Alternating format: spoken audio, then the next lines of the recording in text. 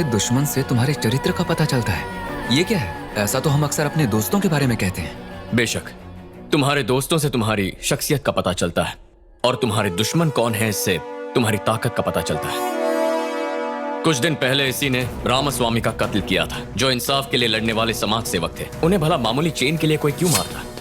जब हमने उसे पकड़ा तब मुझे एक बात पता चली, ये सारा इरफान अली का किया कराया है। हम उस बदमाश को जितनी भी बार गिरफ्तार करेंगे वो उतनी बार रिहा हो जाएगा। होम मिनिस्टर के साथ मिलकर इरफान अली शहर के बाहर एक जमीन पर कब्जा करके कंस्ट्रक्शन करना चाहता था। रामास्वामी उन गरीब लोगों को उनकी जमीन दिलवाना चाहते थे, इसीलिए उन्हें मार दिया गया। इसीलिए इस कत्ल को चोरी का रूप देने का प्लान बनाया गया और पुलिस को गुमराह करके पूरा केस रफा दफा कर दिया। अब बताओ मुझे, क्या हमारा दुश्मन ये है या वो? आज तक हमने मिलकर जितने भी मुजरिमों को पकड़वाया था, मैंने उनसे जुड़े 500 लोगों की खुद पूछताछ की और ये है उसकी फुल डिटेल्ड एनालिसिस। किसी बड़े जुर्म को छुपाने के लिए किडनैपिंग, चेन स्नैचिंग ऐसे छोटे जुर्म किए जाते हैं। तुम लोग जरा याद करो, कुछ दिन पहले हमने कुछ बच्चों को अगवा होने से बचाया था। उन्हें पैसों के लिए अगवा नहीं किया गया था।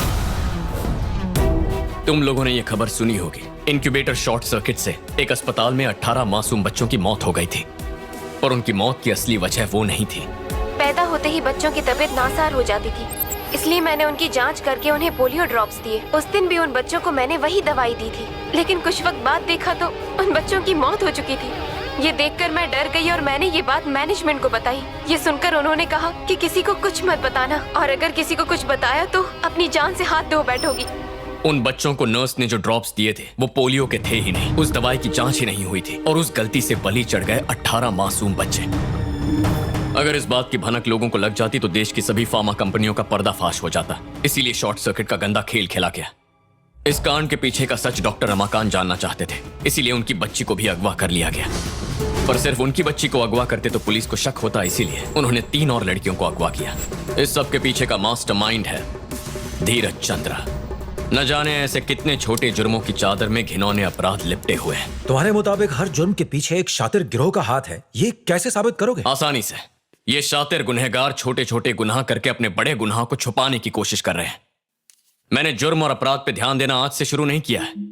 मैं 15 साल की उम्र से ये सब करता आया हूं। अखबारों में जो सुर्खियां छपती हैं लोग उसे सच मानते हैं, लेकिन मैं उस खबर के छपने के मकसद की तलाश करता हूं। यही करते करते एक दिन ध्यान गया कि दूसरे और छठे पन्ने पर छपी खबर में कनेक्शन है।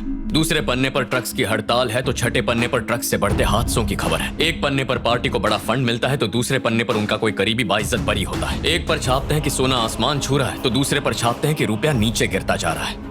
किसी पन्ने पर कॉफी का कोई ब्रांड लॉन्च होता है तो अगले ही पन्ने पर कॉफी सेहत के लिए अच्छी क्यों है ये छाप दिया जाता है। हम असली खबर पर ध्यान ही नहीं देते। असली खबर होती है बिजनेस की सुर्खियां, और वही बाकी खबरों का फैसला करती है। कुछ बिजनेसमैन अपने फायदे के लिए खबर छपवाते हैं और हम उस पर यकीन कर लेते हैं। हमें क्या पीना चाहिए, कौन सी दवाई लेनी चाहिए, कहां पढ़ना चाहिए, ये सारी बातें वो बिजनेसमैन ही तय करते हैं। अवाम की डोर होती है राजनेता के हाथ में, और उसी राजनेता को कठपुतली बनकर नचाता है एक बिजनेसमैन। ये जो 500 जुर्म किए गए हैं ना, ये भी किसी बिजनेस को फायदा पहुंचाने के लिए हुए हैं। इन गुनाहों के पीछे सिर्फ 15 लोग हैं। छोटे गुनाह करने वाले 500 मुजरिमों को गिरफ्तार करने के लिए हमारे पास 5000 पुलिस वाले तैनात हैं, लेकिन उन 15 लोगों पर शिकंजा कसने वाला एक भी नहीं है।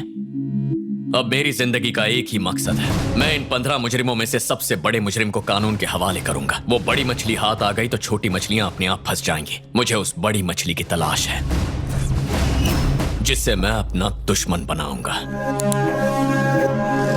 अब कुछ ही दिनों बाद हमारी पोस्टिंग होगी, उससे पहले मुझे इस दुश्मन को ढूंढना होगा।